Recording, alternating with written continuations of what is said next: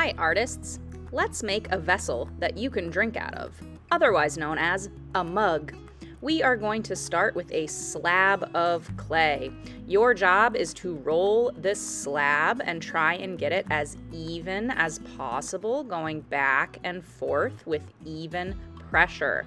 I am giving you a template for your mug so you will know exactly what size this needs to be. So once it's smooth, we're going to check and see if the template will fit. If it doesn't fit, go back and roll a little bit more.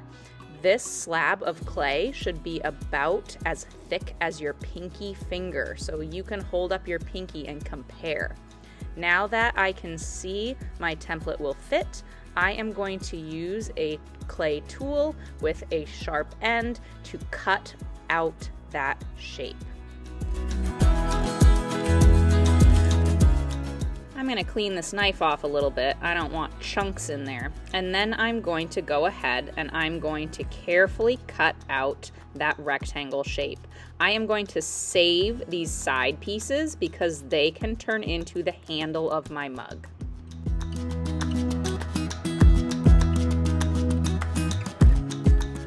Now that you have cut out the rectangle from the template, set it aside so it doesn't get squished. I am now going to make the bottom of my mug, so I need another lump of clay and I need to make it into a pancake. Again, we want this to be about as thick as our pinky finger so I can compare before I cut out a circle from this circle template. I'm going to use another sharp tool. I'm going to carefully carve around. Notice that I'm holding it vertically so that I don't get any funny diagonal cuts. And then I have a bottom for my mug. This next job is very important. This is where I need to score and slip, otherwise known as scratch and attach. I am going to use this toothbrush to create little marks all around the outside of that circle piece of clay. This is where the body of my mug is going to get attached. I also need to score and slip or scratch up the surface of that rectangle. This acts like clay Velcro or clay glue. I'm going to very carefully line up that rectangle or that collar of clay with the edge of my circle. Take your time and make sure it lines up nicely. I also need to score and slip or scratch and attach those edges that are coming together. Don't forget, you need to create this clay Velcro to make sure that it doesn't fall apart in the kiln. Now I am going to use my fingers and a little bit of that water to start smoothing out the clay and making sure it's really joined together nicely. I am using my opposite hand to support the mug because right now the clay is still very soft. So you need to be careful that you are smoothing out these areas, but you are not squishing your mug. So go slowly and carefully and take your time joining those pieces together. If you have small hands, you might be able to smooth out the inside of your mug with a finger, but I am going to use the smooth side of this tool and a little bit of water to really make sure the inside of my mug is joined together nicely. We don't want any germs or drink or food particles to get stuck in the bottom of our mug, so we want to make sure that it's really smoothed out.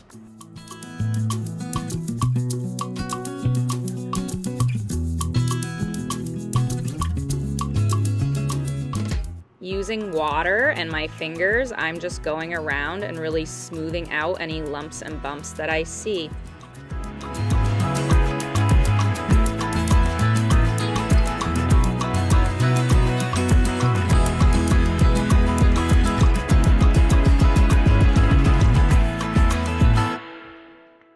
Now that my mug is smooth, I'm going to move on to creating a handle. Again, I want this clay slab to be about as thick as my pinky finger. I am going to use my hand as a guide. I want it to be about the size of my hand. So I'm going to measure against my hand and I'm going to cut a thin rectangle shape. I used those 2 fingers to measure again because I don't want it to be too skinny. This handle needs to support that nice mug that you just made. I am going to take a moment to decide what sort of a shape I want my handle to be and make sure that it's about the right size to go on my mug. So I'm going to hold it up to my mug. I'm going to do a little comparing and decide what I want to do here. I think I have enough clay that I actually might need to take a little bit off the end. So if it's too big, go ahead and cut a little bit off. You can see here that I'm going to have a nice curved handle for this mug.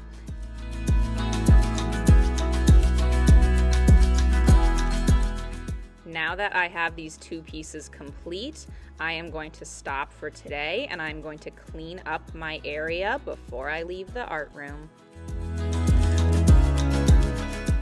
All right, now we are ready to attach our handle to our mug. First, I am going to take a moment to smooth out the edges of that handle. I'm going to use a little bit of water and my finger or even a sponge to clean up those edges and make it nice and smooth. Remember to be gentle. This clay is still soft, so you don't want to squish all that work that you've done.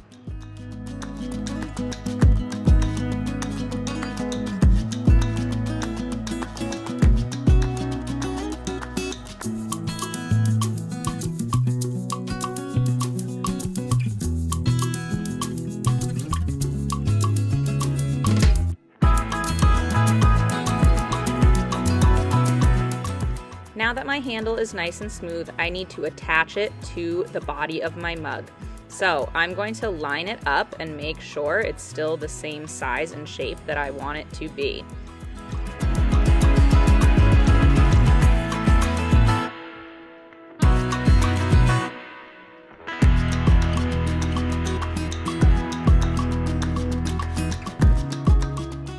Remember, artists, one of the most important parts of working with clay is to score and slip or scratch and attach. So again, I'm using that toothbrush and my water to score or to create tiny marks on my clay, almost like clay Velcro or clay glue. Then I'm going to very gently start smoothing out the area around the handle so that my clay pieces join together.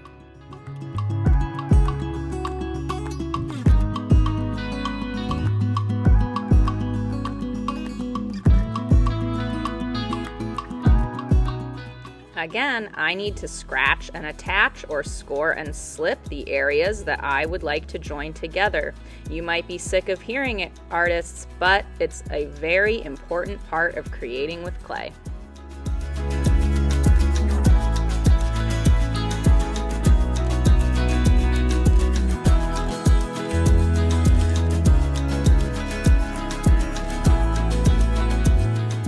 It's okay to test if your hand will fit inside of your handle, but do not pick up your mug by the handle right now. The handle is still very soft and it will just break right off. I am taking some time now to really smooth out any lumps and bumps that I see on my mug. So using my fingers and some water or using a sponge, I'm going to go ahead and I'm going to smooth it out as much as possible. Notice I am always using my helper hand to support my mug so that it does not get squished. I don't want to ruin all the hard work I've done up until this point. Now that I've smoothed out my mug and I'm happy with how it looks, it's ready to go in the kiln for the first firing or the bisque firing. Have fun with yours, artists, and be creative.